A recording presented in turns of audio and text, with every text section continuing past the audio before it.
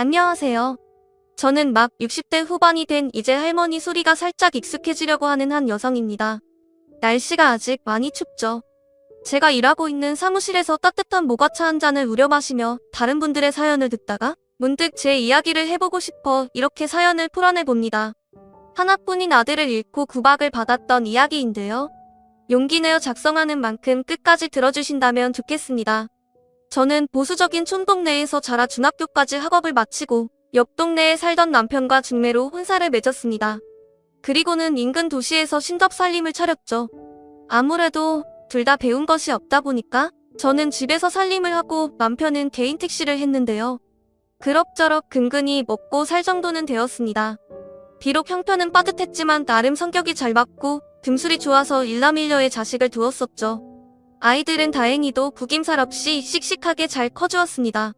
특히 아들 녀석은 어찌나 어릴 때부터 밟고 밥을 던지온 동네 남자애들을 몰고 다니며 대장 노릇을 할 정도로 사교성이 좋고 서글서글한 성격이었습니다. 못 배운 부모를 둔 것이 미안해서 저희 부부는 자식들만은 교육을 시키기 위해서 노력했습니다.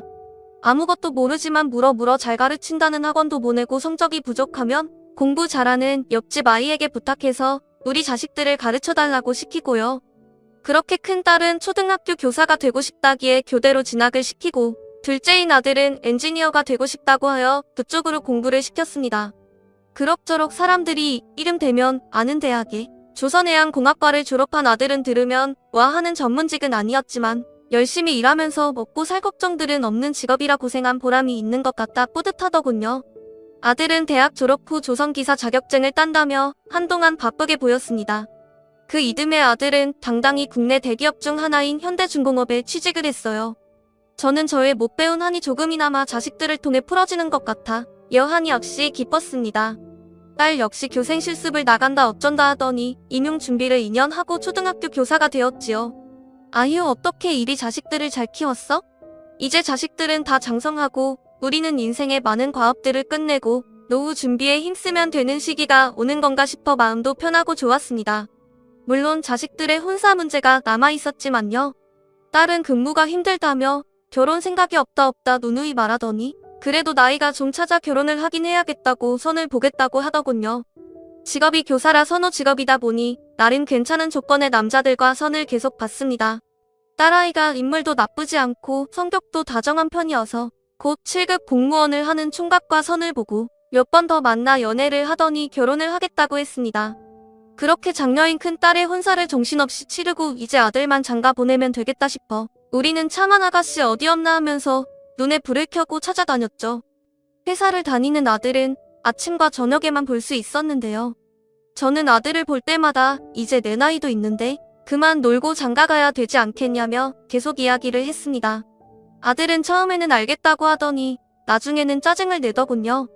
아 엄마 진짜 결혼 얘기 좀 그만해요. 요즘은 남자도 결혼해서 평생 처자식한테 돈 쏟아붓고 사는 거 별로라고요. 저는 진짜 괜찮은 사람 아니면 안 하고 싶어요. 아니 그래도 결혼을 해야지.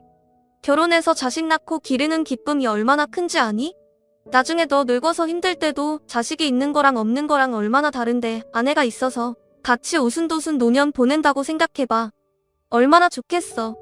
하지만 이런 이야기로 아침이 시작될 때면 언제나 아들은 밥 한술 뜨는 등 많은 등 하면서 출근 늦었다고 일어나버리기 일쑤였습니다. 저는 그럴 때마다 애간장이 타는 듯 했지만 자식이 애물단지라 어쩔 수가 없었죠. 그렇게 시간을 보내고 있던 어느 날이었습니다. 근처 시내로 볼일을 보러 갔다가 우연히 아들을 보게 되었어요. 저는 점심시간이라 잠깐 나왔나 생각하면서 아들에게 인사를 하려고 다가갔습니다. 그런데 세상에 아들의 옆엔 웬 젊은 아가씨가 있는 거 아니겠어요? 저는 화들짝 놀라서 아니 우리 아들이 여자친구가 있었구나 싶어 일단 인사를 하지 않고 그 아가씨를 관찰했습니다. 하얀색 정장 자켓에 회색 플레어 치마를 입고 긴 생머리에 날렵한 맵시가 돋보이는 딱 봐도 이쁘장한 아가씨였습니다. 두 사람은 막 점심을 먹고 나선 듯 했고 아가씨가 저희 아들에게 매달리다시피 기대고 있더군요. 팔짱을 꼭 끼고서요. 아들 역시 싫지 않은 표정으로 함께 걸음을 옮기더군요. 함께 커피숍에 들어간 두 사람은 곧 커피 2잔을 들고 나와서 주차장에 있는 아들의 차로 함께 가더군요. 그리고는 차를 타고 사라졌습니다.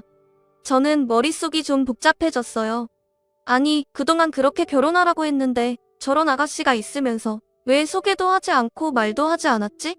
라는 생각과 함께 제 아들에게 매달려서 사람들이 많은 대낮에 팔짱을 끼고 밀착을 하는 아가씨의 모습이 조금 꺼림직하다는 생각이 스치고 지나갔습니다. 그 후 며칠을 저는 아들을 관찰했어요. 생각해보니 최근에 부쩍 야근을 한다며 늦게 들어오곤 했던 점과 가끔 술 냄새도 나서 물어보면 야근하다가 친한 직원들과 술 한잔 했다고 하던 일, 그리고 와이셔츠에 립스틱, 같은 여자 화장품이 묻어왔던 일 등이 떠오르더라고요. 저는 아들이 만나는 아가씨가 있는 것은 좋은 일이지만 어쩐지 그때 본 그 아가씨는 아니면 좋겠다는 생각이 들었습니다. 그러나 저의 이러한 불길한 예감을 틀리지 않더군요. 그렇게 한 달쯤 지났을까요? 아들이 이번 주말에 식사나 같이 하자고 토요일 점심에 식당에서 소개할 사람이 있다고 하더군요. 저는 혹시나 싶었지만 사정을 모르는 남편은 기대되는 표정으로 누구를 데려오려고 하나 궁금했습니다. 우리는 그렇게 아들이 소개한다는 여자친구를 갈빗집에서 기다리고 있었어요. 끼익 하고 가게 문이 열리고 젊은 여자 한 명이 들어오더군요. 바로 제가 본 그 아가씨였습니다. 오늘은 아이보리색 블라우스에 검정 치마로 단정하게 입고 있더군요. 제대로 앞모습을 보니 상당한 미인이었습니다.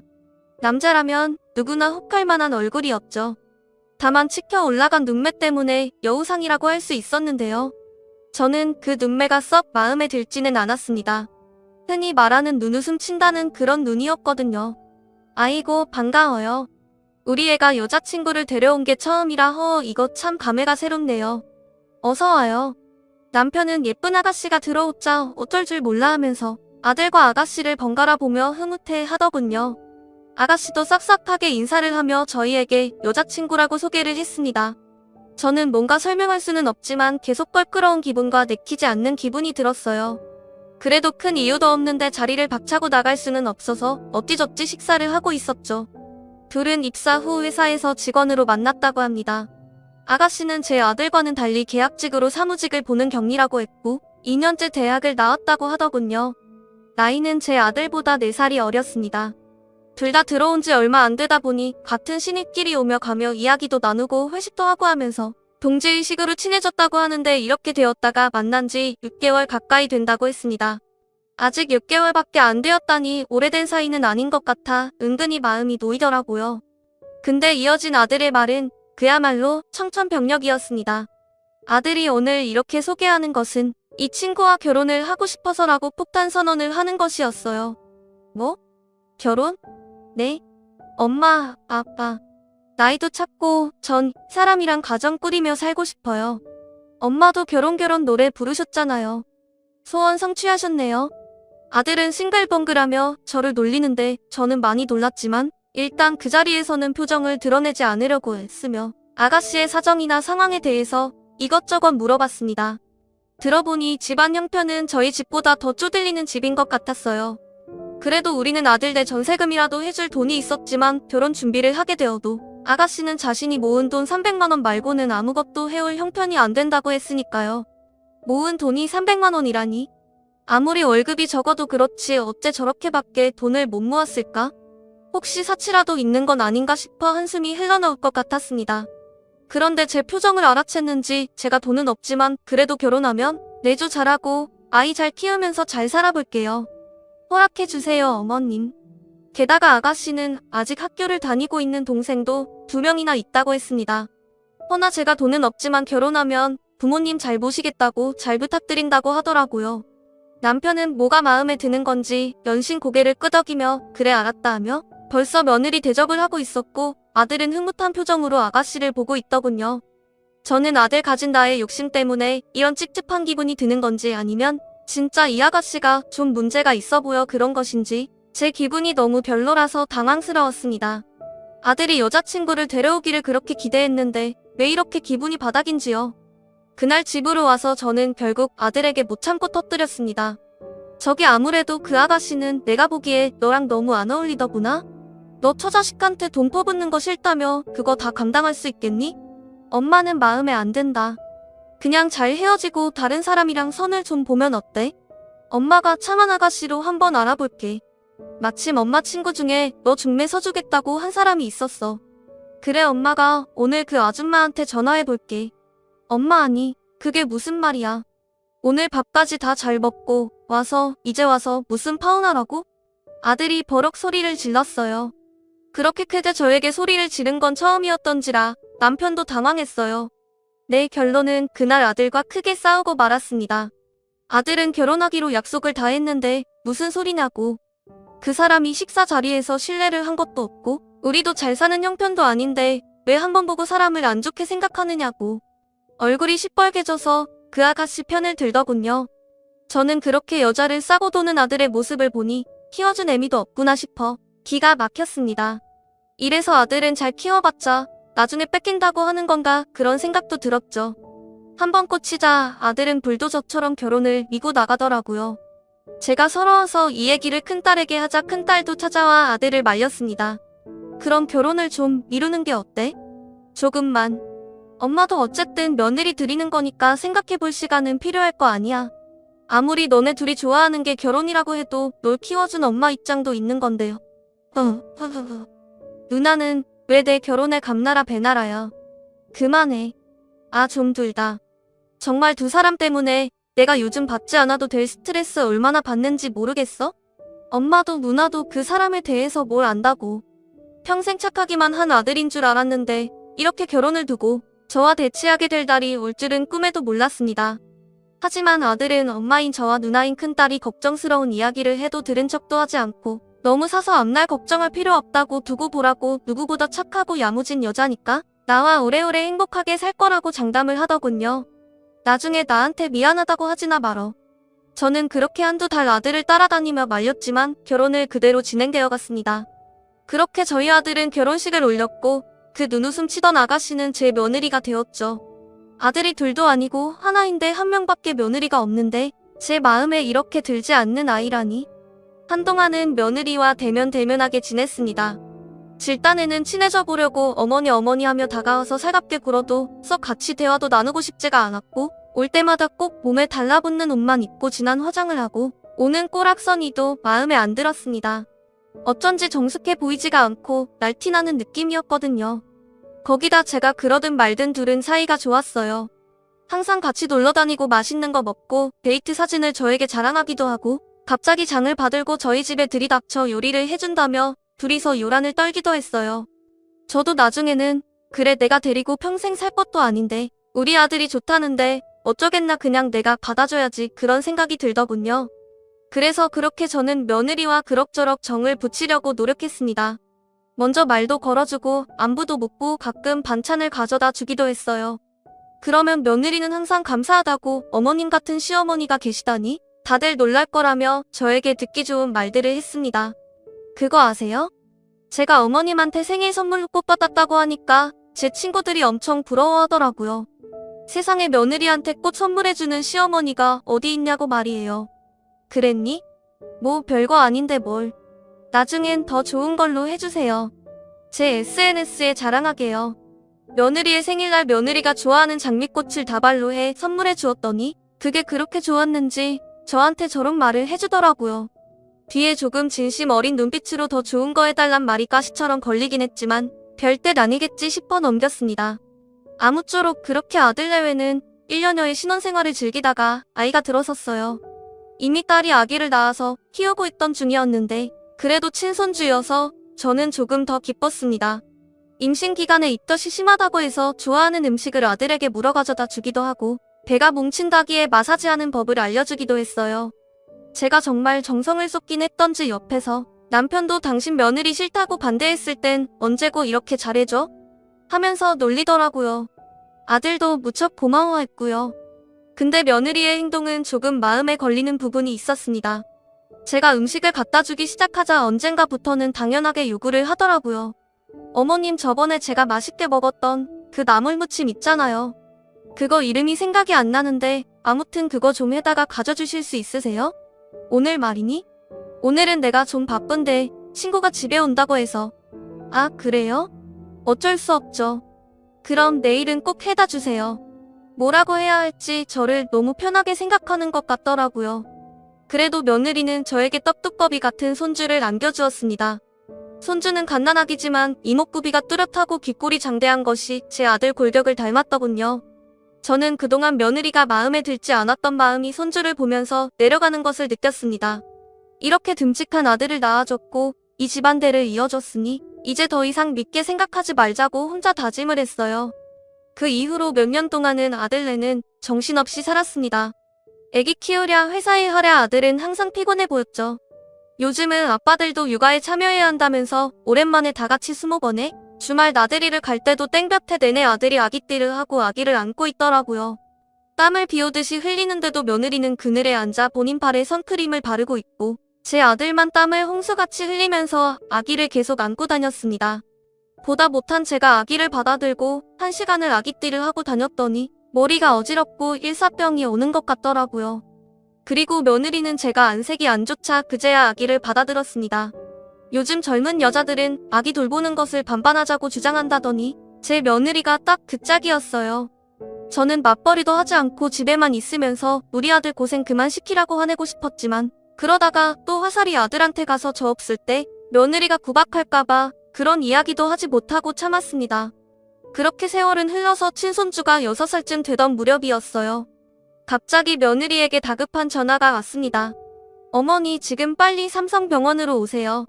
아기 아빠가 지금 많이 다쳤대요 어머니. 저는 그 소리를 듣자마자 정신없이 남편과 함께 병원으로 달려갔습니다. 이게 무슨 마른 하늘의 날벼락 같은 소리인지 허겁지겁 병원에 도착하여 응급실로 왔더니 이미 수술 중이라며 수술실 앞으로 저희를 안내해 주더군요. 거기에는 망연자실한 표정으로 주저앉아 있는 며느리와 영문도 모른 채 끌려온 손주가 있었습니다. 얘야 무슨 일이니? 저는 의자에 엎어져 있던 며느리의 어깨를 흔들며 대답을 재촉했습니다. 힘없이 늘어져 있던 며느리는 고개를 들어 눈물로 엉망이 된 얼굴로 말을 하더군요. 어머니 회사에서 출장 마치고 밤늦게 오는 길에 고속도로에서 오중 추돌 사고가 났대요. 사고가 너무 크게 나서 차량이 전복되고 지금 준수 아빠가 의식이 없대요. 어떡해요 어머니? 그 사람 못 깨어나면 저 어떡해요? 저는 머릿속이 하얗게 변하는 것을 느꼈습니다. 뉴스에서나 보던 오중추돌 사고라니 왜 제 아들에게 이런 일이 일어난 것일까요? 지금 이날까지 성실하게 남한테 나쁜 짓 하지 않고 살아온 그저 착한 내 아들한테 저는 다리에 힘이 풀려 털썩 주저앉아 버렸습니다. 아무 말도 할 수가 없고 눈물만 줄줄 흘렀습니다. 이상하게도 아들이 태어났던 순간 첫동아리를 하며 내 품에 안기던 그 따뜻한 느낌과 또 아들이 유치원에 가던 날과 중학교 고등학교를 거쳐 군대에 간다고 늠름하게 말하던 날등 아들과 함께한 시간들이 파노라마처럼 쫙 펼쳐지면서 눈물이 계속 샘솟아났습니다. 마치 이제 아들과 이별을 준비하라고 누군가 알려주는 것처럼요. 그렇게 저는 제 인생에서 가장 끔찍한 경험을 하게 되었습니다. 제 아들이 저보다 먼저 죽는 경험을요. 자식은 부모를 흙속에 묻고 부모는 자식을 가슴에 묻는다고 하던가요? 저와 남편은 끔찍한 고통과 깊은 슬픔으로 몸부림쳤습니다. 아들이 수술 중 사망했다고 말하는 의사 선생님의 목소리도 잘 들리지 않고 그 순간에 제가 무엇을 했는지 어떤 정신으로 어떻게 서 있었는지 지금 와서 생각해보면 아무것도 제대로 떠오르지 않아요. 마치 남의 일을 보는 것처럼 계속 실신했다가 깨어나고 또 실신했다가 깨어나는 것을 반복했습니다. 깨어나면 링게를 맞고 있었고 또 잠이 들면 아들 꿈을 꾸었고요. 저는 그렇게 산송장처럼 아들의 장례식까지 다 치르고 나서야 겨우 지금이 몇 시구나 오늘이 며칠이구나 정도를 분간할 수 있는 정신이었습니다.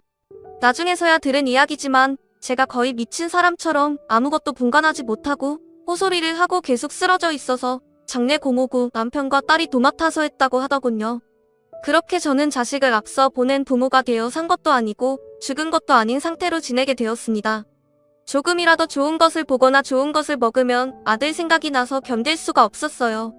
우리 아들이 좋아하던 물건이나 음식을 보면 아무것도 할 수가 없었고 숨이 막히는 것 같았습니다. 지독한 슬픔이었죠. 자식을 앞세우고 살아간다는 것은 하루하루 지옥의 고통을 겪는 것이었어요. 당연히 내가 늙어 죽는 게 술리고 그때 아들이 내 손을 잡아줄 줄 알았건만 무엇이 급하다고 이렇게 급하게 가버렸는지 아들 녀석이 너무나 불쌍하고 또 원망스럽기도 했습니다. 며느리와 손주는 아들이 그렇게 된 후로 여기서 못 살겠다며 인근 도시로 이사를 갔습니다. 저 너무 힘들어요. 제 아들 데리고 여기서 못 살 것 같아요. 죄송합니다. 어머님, 아버님. 그래, 그렇겠지.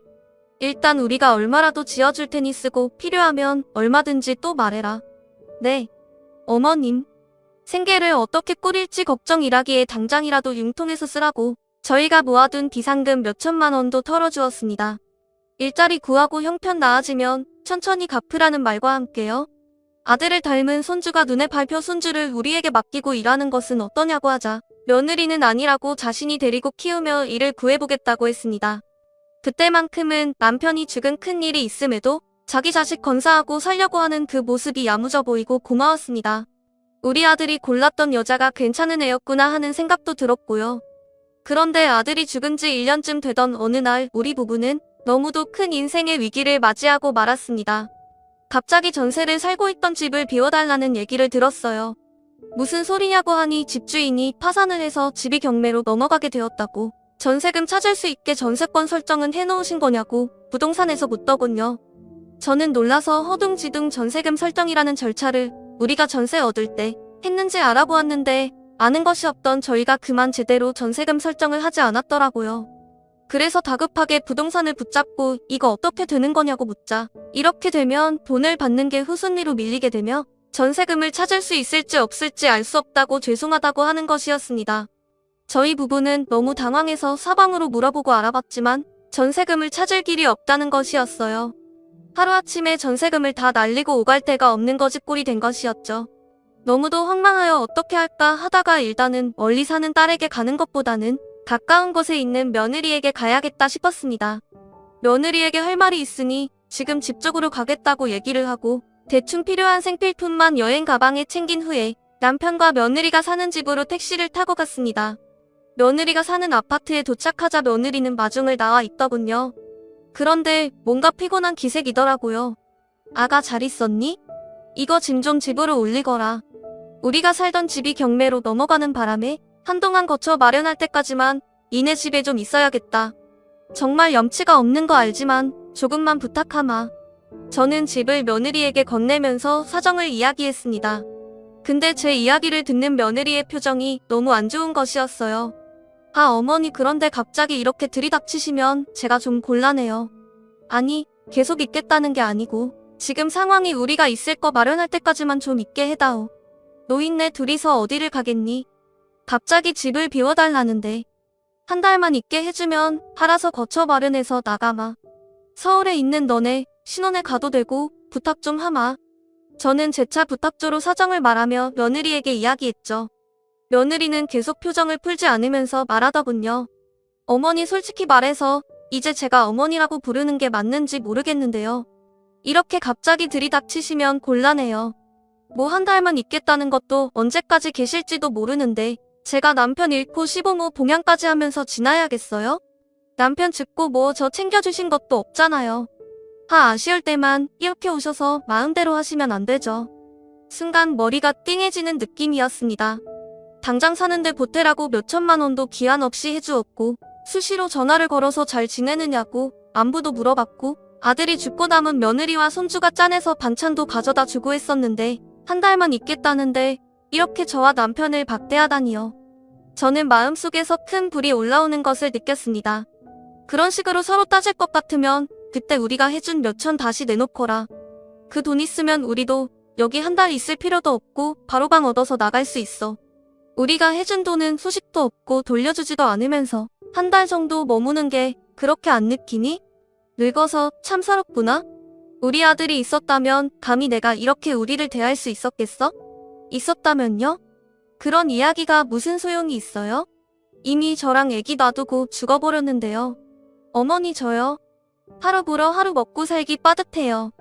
애 데리고 종종 거리면서 겨우 산다고요. 어머니가 해주신 몇천은 지금 몇백도 안 남아있고요. 언제 갚을지 모르겠으니까 정 받으셔야겠으면 고소라도 하시단가요? 어쨌든 저는 분명히 말씀드렸어요. 얼른 돌아가 주세요. 듣기 싫으니 꺼지시라고요. 속사포처럼 말을 쏟아내는 며느리는 자기 할 말만 하고 어른에게 꺼지라고까지 하며 엘리베이터를 타고 냉큼 올라가 버리더군요. 저와 남편은 졸지에 며느리 집으로 들어가 보지도 못하고 쫓겨난 신세가 되었습니다. 정말 기가 막히고 코가 막혀 말이 나오지 않더군요. 아무리 내가 그동안 별로 살갑게 대하진 않았다지만 그래도 시어미로서 못해준 것은 아니라고 생각했는데 돈 빌려준 것도 당장 못 주겠다며 적반하장으로 저희를 내쫓다뇨? 역시 첫인상은 틀리지 않았다고 생각이 들었습니다. 며느리는 뱀처럼 교활한 성격의 사람이었어요. 달면 삼키고 쓰면 뱉는 사람이요. 결국 어쩔 수 없이 멀리 사는 딸에게 전화를 걸었습니다. 딸은 제 이야기를 듣고 화가 나서 펄펄 뛰더니 근처에 숙소를 잡아 일단 오늘 하루는 편히 계시라고 내일 아침에 모시러 가겠다고 하더군요. 그러면서 꼭 모텔 같은 곳 가지 말고 호텔 가라며 호텔비를 보냈습니다. 고맙다 고마워. 그렇게 호텔에서 하룻밤을 자고 차를 끌고 내려온 딸의 차를 타고 그 길로 서울 딸네 집에서 지내게 되었습니다. 딸은 이제 며느리는 남이라고 생각하고 신경 쓰지 말라고 섭섭해할 것도 없다고 화를 내면서 걱정하지 말고 천천히 있을 집을 알아보라면서 지내라고 했지만 저는 다 늙어서 딸과 사이가 사는 집에 얹혀있는 것이 영 마음이 편하지 않았습니다. 남편 역시 사위의 눈치를 보는 듯 했고요. 며느리에게 빌려준 돈 말고는 저희가 들고 있는 목돈도 없어서 어떻게 집을 구해서 살아가야 하나 막막하던 쯤 딸이 저에게 돈을 내밀었습니다. 급한 대로 빌려줄 테니 당장 월세 보증금이라도 하라고 했죠. 그리고 소일거리 삼아 친한 언니가 하는 부동산 사무실에 아르바이트를 해보라고 하더군요. 어차피 이렇게 된 거 서울에서 아빠도 기혼 되시는 한 택시를 하시고 엄마도 뭐라도 하면서 돈을 벌어야 되지 않냐고요. 엄마 나도 여건이 되면 돈 안겨드리고 싶은데 이것밖에 없어. 일단 엄마랑 아빠가 돈 벌고 있으면 나도 틈틈이 돈 붙일게.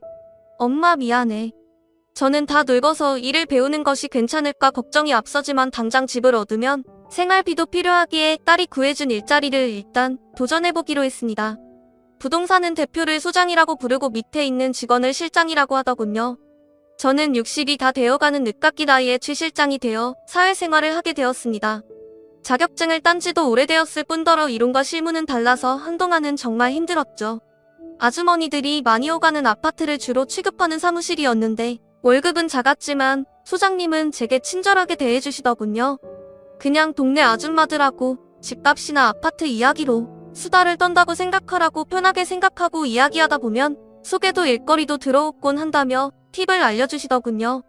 사무실 일을 시작한 지 1년쯤 지나자 주변 상가 상인들하고도 얼굴이 있고 또 항상 고구마며 계란이며 간식을 많이 싸들고 다니면서 나눠주고 인사도 하자 많이 친해지면서 정말 속에도 일이 하나 둘씩 들어왔습니다. 또 손님들이 듣기 좋으라고 하는 소리인지 몰라도 저에게 실장님은 우리 엄마 같이 푸근해서 좋다고 다른데 같이 돈 따지는 느낌이 안 들고 손님 입장을 먼저 배려해 주셔서 좋다는 칭찬을 많이들 해주셨어요. 실장으로 그렇게 점점 자리를 잡아가자 제 수입도 늘어났습니다. 저는 1년을 꼬박 열심히 모은 돈으로 전세자금 대출을 끼고 전세로 집을 돌리고 또 계속 열심히 일을 했어요. 다행히 남편도 택시를 하면서 수입이 그럭저럭 나와서 남편 수입으로는 생활비를 하고 제가 번 돈은 부동산 일을 하며 알게 된 여러 가지 수단으로 투자를 했습니다. 분양권에 투자하기도 하고 또 경매하는 곳도 가보고 괜찮은 상가나 아파트가 있다고 하면 임장도 다니면서 지금은 돈이 없어도 돈이 생긴다면 할 수 있는 소액 투자 위주로 많이 발품을 팔았습니다. 남편은 나이 들어 이렇게 택시 일을 할 줄 몰랐지만 그래도 이렇게 목숨 유지하며 살 수 있게 된 게 얼마나 다행스럽냐는 말을 하곤 했어요. 그만큼 사는 게 퍽퍽하고 아등바등 힘들었으니 그런 말을 하며 위안을 했던 거였죠. 그러던 어느 날 남편이 저에게 공인중개사 시험을 보는 게 어떻냐고 권유하더라고요. 당신 부동산 쪽으로 더 공부하고 싶다며 늦기 전에 지금이라도 하는 게 나아. 그건 그런데 엄두가 안 나요. 내가 이 나이에 할 수 있을까? 녹록지 않은데. 하고 싶으면 해. 늦어지면 정말 힘들어. 남편 말이 맞았어요. 어차피 시험을 볼 거라면 조금이라도 더 젊을 때 보는 게 나았으니까요. 무섭지만 어차피 해야 할 일이라면 주저하지 말기로 결정했죠. 여태껏 살아오면서 깨달은 게 하나 있다면 시간이란 건 무한정 주어지는 게 아니라는 거였으니까요. 인생은 늘 예상치 못한 변수들로 가득한데 그것을 대비하지 않으면 그대로 무참히 주저앉을 테니까요. 제가 자격증을 따면 분명 돈을 버는데 도움이 될 거고 그래야 노후 준비도 할 수 있을 거니 결심을 했답니다. 그래서 늦은 나이에 공인중개사 시험을 준비했어요. 역시나 1차와 2차로 이루어진 시험은 결코 녹록하지 않았습니다. 60이 다 된 나이에 독서실에서 1차 민법 공부를 하고 있자니 어찌나 눈물도 나고 온몸이 쓰시던지요. 그래도 저는 이 시험이 내 인생의 마지막 시험일 수도 있다. 최선을 다하자는 각오로 시험 공부를 했습니다. 당신 대견해. 오늘 힘들었지? 남편이 가끔 고생한다며 제 어깨를 주물러주고 의지가 된 턱에 그래도 하루하루 버텨나갔던 것 같아요. 그리고 그렇게 3년 만에 고생 끝에 겨우 떡거리 점수로 자격증을 취직했어요. 정말 인간 승리가 아닐 수 없었죠. 여보 정말 꿈만 같아요. 수고했어 정말. 그날 남편과 조촐하게 축하 파티를 했는데 얼마나 기분이 좋았는지 모릅니다. 그리고 오랜만에 조용한 분위기에서 남편과 아들 이야기를 이어가게 되었어요. 가슴에 한으로 남은 내 아들 그리고 내 손주. 그날 사진을 붙들고 얼마나 울었는지 몰라요. 며느리는 그렇게 저희를 내쫓은 후 단 한 번도 연락하지 않았습니다. 사실 제가 손주가 너무 보고 싶어서 연락한 적이 있었어요. 사진 한 장이라도 보내달라는 부탁이었는데 며느린 그 말에 코웃음을 치며 이러더군요. 어머님, 아니 아줌마 정말 끝까지 이러실 거예요? 제 아들이에요. 아줌마 손주가 아니고요. 더 이상 저희 사는 거에 관심 끄세요. 도와달라고 하지도 마시고요. 저 자선사업가 아니에요. 제 아들 먹여 살리기도 바쁘다고요. 아 진짜 거지 같은 노인네가. 그 말만 남기곤 전화를 획 끊어버렸습니다. 그 전에 번호 바꿀 거라는 말도 덧붙이면서 말입니다. 아마도 저희가 자기한테 또 도움을 요청하려 전화했다고 생각한 모양이었어요. 아무리 그래도 그렇지 어떻게 한때 시부모였던 저희를 길거리에 있는 거지도 못하게 취급을 하는 건지 도통 이해할 수가 없었습니다. 남편한테는 차마 가슴 아파할까 말도 못하겠더라고요. 그 후 전 손주도 그냥 가슴에 품고 일에만 매진했어요. 그리고 몇 년간 일하면서 모은 몇 천으로 약간 외곽지의 상가를 경매로 저렴하게 낙찰받았습니다. 그런데 우리가 그 상가를 사고 쇠를 준 지 2년 만에 서울의 유명 대학이 그쪽에다가 캠퍼스를 짓기로 확정이 되면서 상가의 가격이 엄청 뛰기 시작했습니다. 바로 대학 인근의 상가가 되어버렸기 때문이죠. 저는 기왕 이렇게 된 거 이 상가에 내가 부동산을 차려야겠다는 생각이 들었습니다. 대학 가이기 때문에 원룸을 찾는 수요도 있을 것이고 그동안 실장 일을 하면서 노하우도 제법 쌓였기 때문이죠. 그렇게 제 생애 최초로 대표라는 직함을 달고 젊은 실장을 뽑았습니다. 실장은 요즘에는 블로그를 통해서 홍보를 해야 한다면서 자신이 그 관리를 해보겠다며 매일 온라인 게시글을 올리고 여기저기 온라인으로 홍보를 하더군요. 저는 처음에 발로 뛰지 않고 저런 곳에 글을 쓴다고 뭐가 되겠나 싶었는데 웬걸 저는 진짜 옛날 사람이었더라고요. 저희 부동산은 실장의 아이디어로 아주 빠르게 블로그 관리를 시작했는데 저희 블로그를 누가 대학교 사이트에 올리면서 학생들의 연락이 빗발치기 시작했습니다. 제가 학생들 원룸을 얻어주고 지방에서 부모님들이 올라와 걱정하시는 것을 보면서 죽은 아들 생각도 나고 해서 수수료도 늦게 받기도 하고 사정 봐서 깎아드리기도 했던 것들이 학생들끼리 소문이 돌았다나 봐요. 그래서 저희 부동산이 일명 혜자 부동산이라며 인근에서 소문이 났다고 하더라고요. 저는 혜자? 그 김혜자 말이야? 했더니 실장이 웃으며 편의점에 팔던 김혜자 도시락이 가격에 비해 풍성해서 그 후로 젊은 친구들이 가격이 저렴하고 서비스가 좋은 곳을 그렇게 부른다고 하더라고요. 참 재미있는 표현이죠. 그렇게 저는 부동산이 대박이 나서 아파트도 사고 주식도 하면서 자산을 차곡차곡 불리기 시작했습니다. 이제 더 이상 월세니 전세니 그런 것들을 걱정할 게 아니었죠. 저는 부동산으로 큰 자산을 모은 부자가 되었습니다. 저는 곧 70을 바라보는 나이에도 인생이 이렇게 크게 바뀔 수 있다는 것이 참 신기했습니다. 한편으로는 하늘나라로 간 아들이 우리를 보살펴주고 있나 생각도 들었습니다. 항상 돈 벌어서 엄마 호강시켜줄게 하던 우리 아들이 이렇게 우리를 돈방석에 앉혀주고 지금 우리를 보면서 웃고 있을 것 같아 하루에 한 번은 하늘을 보면서 아들에게 인사를 했죠. 아들아 잘 있지? 엄마가 항상 고맙다. 보고 싶어. 그때마다 아들은 자기도 보고 싶다며 화답하는 것 같았습니다. 그렇게 아들을 그리워할 때마다 아들을 쏙 빼닮았던 손자도 너무 보고 싶었지만 우리를 거짓 취급했던 며느리가 너무 야속하고 미워서 연락을 하고 싶진 않았어요. 당연히 며느리도 손자 사진 한번 보내오지 않았고요. 손자는 인연을 끊을 당시 6살이었으니 이제 어엿한 초등학생이 되어 있을 것이었습니다. 사실 저는 형편이 좋아지고 여유가 생기자 하루가 다르게 아들이 더 그립고 손자가 보고 싶었어요. 그래서 며느리에게 전화를 해보기도 했는데 없는 번호로 뜨더라고요. 정말 제가 도움을 구하기라도 할까봐 그게 무서워서 번호를 바꾼 모양이었습니다. 그래도 손자만큼은 너무 보고 싶었어요. 이제는 생각으로도 모자라 매일 밤 꿈에 손자가 등장할 지경이었으니까요. 손자는 아들 품에 안겨 있었고 제게 손을 뻗어 할머니라고 어물거리는 발음으로 부르곤 했습니다. 참 이상하죠. 그 꿈이 왜 이리 반복되어 재생이 되는 건지. 꿈속의 아들은 참으로 행복해 보였고 손자는 마지막으로 보았을 적 그 모습 그대로 제게 인사를 하더라고요. 하지만 눈을 뜨면 베개가 흠뻑 적시어져 있었습니다. 그래서 그 이후 단념을 하지 않고 며느리가 살던 아파트 근처를 차로 괜히 서성이기도 하고 근처 초등학교 주변을 어슬렁거려 보기도 했어요.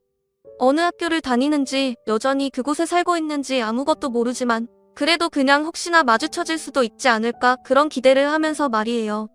그렇게 한 달에 몇 번을 며느리가 살던 동네 인근으로 내려가 서성이던 어느 날이었습니다. 아, 이거나요. 아저씨 왜 이래요? 근처를 배회하다가 목이 말라 편의점을 찾아 들어가려던 참이었어요. 편의점 안쪽에서 아이가 소리를 지르는 소리가 들렸습니다. 그 목소리는 어쩐지 낯익은 것이었어요. 저는 문을 밀고 들어가 무슨 일인지 살폈습니다. 이 녀석 전에도 내가 한 번만 봐주겠다고 했지? 이번에는 안 된다. 너 진짜 경찰서 가야 돼. 보아하니 초등학생으로 보이는 덩치 큰 아이가 물건을 훔친 모양이었습니다. 아씨 엄마가 다음에 돈 갖다 주신다니까요. 저 훔친 거 아니고 빌린 거라고요. 잔말 말고 경찰서 가자. 너 이름 뭐야? 책가방 열어봐. 보자. 6학년 2반 김준수. 저는 순간 심장이 내려앉는 것 같았습니다. 김준수 그건 바로 제 손자 이름이었어요. 제 아들을 쏙 닮은 6살에 헤어진 그 아이 이름이요. 우리 남편이 장명소를 3군데나 가서 큰 사람이 되라고 받아온 이름이 준수였습니다. 저는 얼른 그 아이를 살펴보았어요. 소매가 꼬질한 티셔츠를 입고 낡은 운동화를 신고 큰 키에 제법 어깨가 벌어진 얼굴도 급히 살펴봤습니다. 쌍꺼풀이 없는 눈에 남자치고 도톰한 입술 그리고 오른쪽 뺨에 작은 점. 우리 아들을 닮은 그 얼굴은 무려 7년 만에 보는 제 손자였습니다. 저는 너무 놀라서 제 손자에게 달려가 멱살을 잡고 있는 사장님의 손을 떼어냈어요. 사장님 아직 초등학생인데 얘한테 이러시면 안 되죠. 이 학생 먹고 싶은 거 제가 고르라고 했어요. 제가 돈 다 낼 테니 이 아이는 그만 보내주세요. 제가 갑자기 나서서 돈을 내겠다고 하며 아이 앞을 막아서자 사장님은 의아한 표정이었어요. 사모님, 이 애는요. 이 동네에서 중도둑질로 유명한 애예요. 엄마는 어딜 가는지 혼자 배고파서 항상 여기저기서 훔쳐 먹고 다닌다고요. 그렇게 편들어주시면 내일 또 도둑질할걸요? 혼줄이 나야 된다고요. 저는 편의점 사장의 말을 듣자 정신이 아득해지는 것을 느꼈습니다. 며느리에 대한 분노가 치밀어 올랐어요. 혼자 아이 키우며 열심히 살겠다더니 이곳이 이딴 식으로 애를 키워? 우리 집 귀한 자손을 이렇게 중도둑질을 하게 만들어? 저는 분기탱천해서 사장님께 이야기했습니다. 지금 누구 보고 좀도둑 어쩌니 저쩌니 하는 거예요? 이 아이는 제 손자라고요. 정말 못하는 소리가 없으시네요. 제가 그동안 훔쳐간 거 10배로 물어드릴 테니까 지금 막말하신 거 당장 사과하세요. 사과 안 하시면 고소 진행할 테니 알아서 하시고요. 그리고 여기 이것의 명함이니까 앞으로 이 아이가 물건 그냥 가져가면 제 앞으로 청구하세요. 그렇게 저는 어리둥절해하는 제 손자를 끌고 편의점을 나왔습니다. 손자는 제가 누군지 모르겠다는 표정으로 제 얼굴을 살피고 있었죠. 저는 그 아이의 얼굴을 만지며 눈물을 흘렸어요. 준수야, 준수야 할미다. 할미야, 옆 동네 살던 할미 기억 안 나? 너 5살 때 할미랑 놀이동산 가서 솜사탕도 사 먹고 그랬잖니? 할미가 장난감 로봇도 사주고 같이 기차도 탔었잖아. 할미 기억 안 나? 세상 떠난 이 아빠 엄마란다. 아이고, 우리 강아지. 그래, 지금껏 어찌 지냈어? 할미는 매일매일 우리 강아지가 보고 싶었어. 너무너무 보고 싶었어. 아가야, 어디 얼굴 좀 보자. 아이고, 많이 컸네 이놈아. 저는 저를 보며 눈을 골리는 손자를 그렇게 얼싸안고 기쁨의 눈물을 철철 흘렸습니다. 많이 자란 내 손자는 우리 아들의 얼굴을 더 많이 닮아 있었어요. 저는 준수를 데리고 차에 태워서 남편과 살고 있는 집으로 데리고 갔습니다. 남편 역시 준수를 기다리며 초조하게 서성이다가 도착한 손주를 보고는 그 무뚝뚝한 양반이 눈물을 한 바가지 쏟아내더군요. 마치 죽은 우리 아들 녀석이 살아 돌아온 것처럼요. 그렇게 한우를 구워 먹이고 그동안 어떻게 지냈냐 이야기를 하며 오랜만에 생기 있게 저녁 식사를 하고 있던 차였습니다. 쾅쾅 문 두드리는 소리가 들리더라고요. 우리 준수 여기 있어요? 날카로운 여자의 목소리가 울리더군요. 바로 저희와 연을 끊었던 며느리의 목소리였습니다. 준수를 데려오면서 엄마한테 할머니 집에서 며칠 있다가 가겠다고 전화를 했더니 주소를 문자로 달라고 해서 줬었는데 그새를 참지 못하고 달려온 모양이었어요. 저희가 손주를 어떻게 할 것도 아닌데 말이에요. 도어락을 풀어주자마자 며느리는 시뻘개진 얼굴로 들이닥쳤습니다. 아니, 애를 말도 없이 어떻게 알고 데려가신 거예요? 정말 너무들 하시네요. 저 좀 살게 네이버로 두라고 했잖아요. 아니, 이게 저기 어머니? 화가 나 소리를 지르던 제 며느리는 문을 열고 보이는 60평대 아파트의 넓고 깔끔한 모습, 그리고 그 안을 가득 채운 고급 가구들에 크게 놀란 모습이었습니다. 갑자기 언성을 낮추더니 두리번 집안을 부산스럽게 살피더군요. 저는 새삼 정이 떨어지는 것을 느끼며 오랜만에 보는 며느리에게 침착하게 말했습니다. 어서 오너라. 오랜만이지? 잘 지냈니? 아, 네? 저기, 여기가 혹시 어머니 일하시는 집인가요? 일하는 집? 무슨 헛소리냐? 내 돈으로 산 내 집이지. 내가 무슨 늙음하게 가정부라도 하고 사는 줄 알았니? 아, 근데 어떡해. 제 핀잔의 며느리는 그제야 정신이 드는지 제 옷차림이며 남편 옷차림새 등을 살피는 것이었어요. 그러더니 단박에 표정을 바꾸더라고요.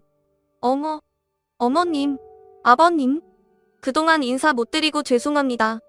제가 애 키우면서 혼자 일을 하다 보니까 사는 게 뻑뻑해서요. 잘 지내셨죠? 건강은 어떠세요? 먼저 연락을 드렸어야 했는데 제가 폰번호도 바뀌고 해가지고 죄송해요. 너무 뵙고 싶었어요.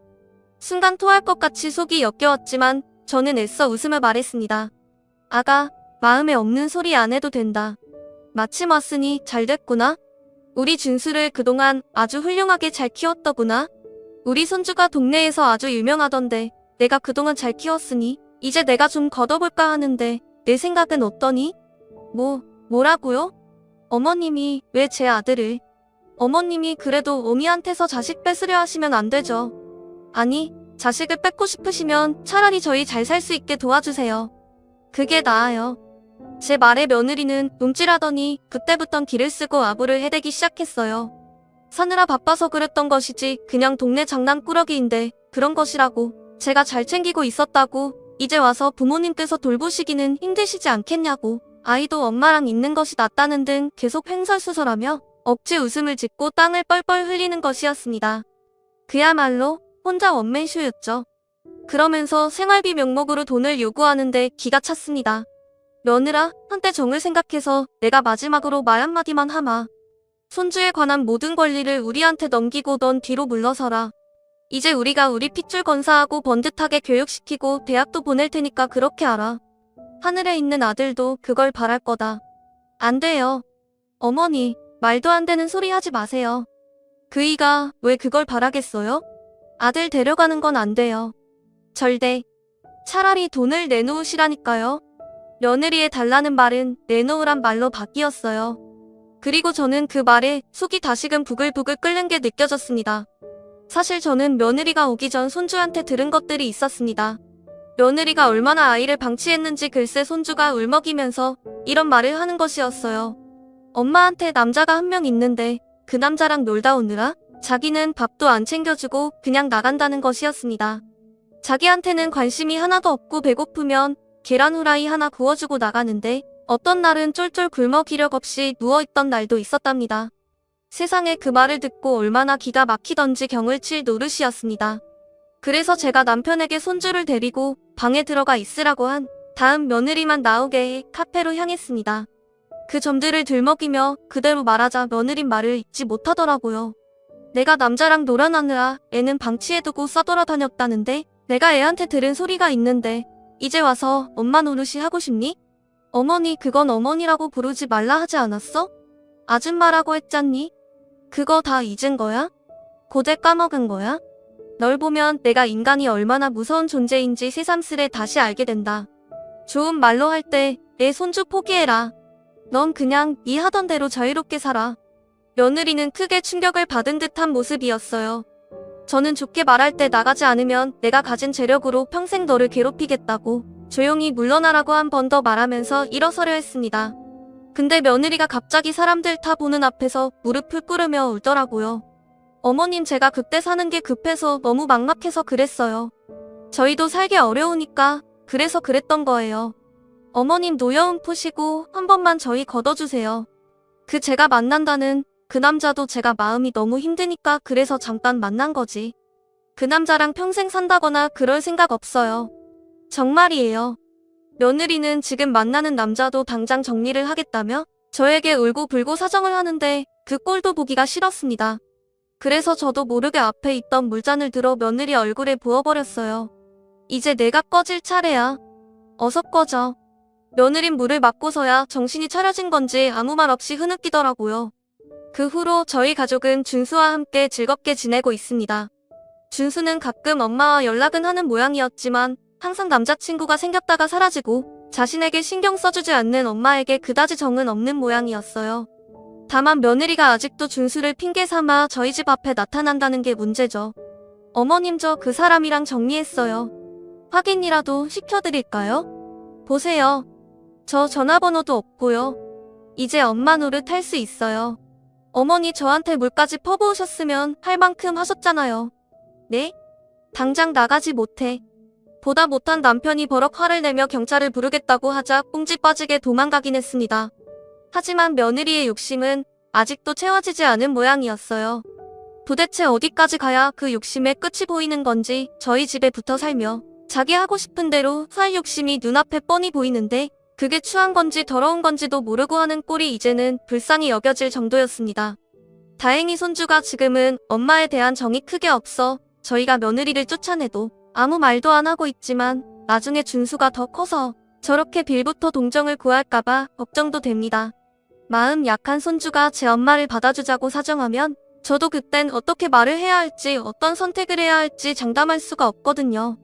아무쪼록 그래도 저는 하늘나라로 떠난 아들 대신 아들을 쏙 빼닮은 손주 녀석을 보면서 하루하루 행복하게 지내고 있습니다. 오늘 하루를 귀하고 감사하게 생각하면서 말입니다. 아들도 하늘에서 좋아할 거라고 생각하니 행복함과 안도감이 함께 몰려오는 것 같습니다. 이 사연을 들으신 여러분 제 이야기 어떠셨나요? 늙은이의 한풀이 같은 이야기였지만 들어주셔서 참으로 고맙습니다. 그리고 제 고민에 대한 조언을 주신다면 참 감사할 것 같아요. 한 가지 더 말씀드리자면 예나 지금이나 결국 사람은 돈과 능력이 있어야 하는 것 같습니다. 제가 늦게 공부를 시작해 잘 될 수 있었던 것처럼 여러분도 올해 자신을 위한 계획을 하나쯤 세워보는 거 어떨까요? 항상 건강 조심하시고 언제 떠날지 모르는 가족들과 항상 좋은 이야기 나누면서 지내시길 바라겠습니다. 그럼 안녕히 계세요. 감사합니다.